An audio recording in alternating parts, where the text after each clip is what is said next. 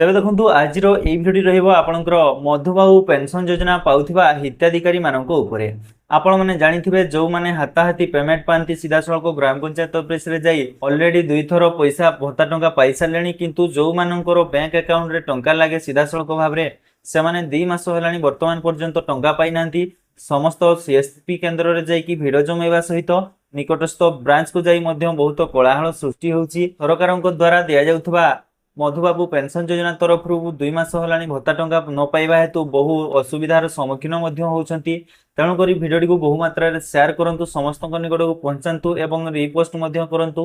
ସରକାରଙ୍କ ପାଖରେ ଏତିକି ବିନୀତ ଅନୁରୋଧ କରିବି, ଯେତେ ଶୀଘ୍ର ସମ୍ଭବ ଆପଣ ଆମର ମଉସା ମାଉସୀ ଯେତିକି ସବୁ ମଧୁବାବୁ ପେନସନ ଯୋଜନାରୁ ଭତ୍ତା ଟଙ୍କା ପାଆନ୍ତି ତାଙ୍କୁ ରିଲିଜ କରିଦିଅନ୍ତୁ, ଯାହାଦ୍ୱାରା କି ସେମାନେ ବହୁ ପ୍ରକାର ଉପକୃତ ହୋଇପାରିବେ।